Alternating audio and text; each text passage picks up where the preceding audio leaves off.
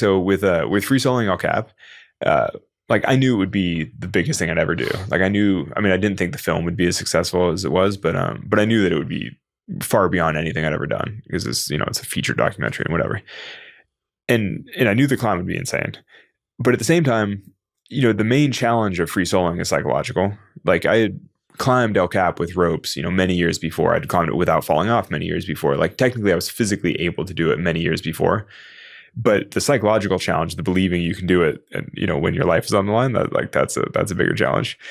And so I didn't want to build it up even bigger in my mind because you're like, the challenge is already psychological. I don't need to like pile on and make it even harder. And so a big part of my strategy with El Cap was to make it part of my normal year. And so like right after I free soloed El Cap, I went on this expedition to Alaska, which is like a normal, as a professional climber, you go on trips to places, you try to climb new walls, whatever.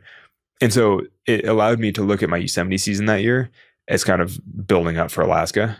And actually in the Alaska trip was because I went on an expedition later in that year to Antarctica. And I was kind of like, oh, I haven't been on skis in a while. It'd be nice to like do some glacier travel and climb some big granite spires on snow because it'll be good for Antarctica.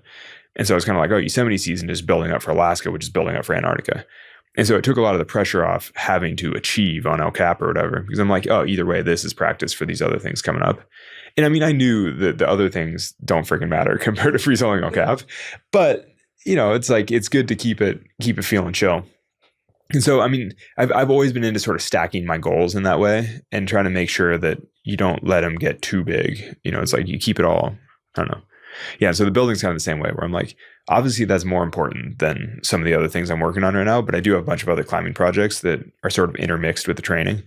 And so it keeps it all feeling mellow. Yeah. When you summit like El Cap or anything like that, where you reach the top, how do you find you process that feeling? Like, what does that feel like to you? Is it gratifying? Do you experience it? Yeah, I'm psyched. I'll be like, this is amazing. Yeah. I mean, with El Cap, it was such a long, and it was so on the edge of what I thought was possible. And so it meant a lot, it meant a lot to me. I'd put so much into it and the pressure with the film crew and all this stuff. I mean, it was insane.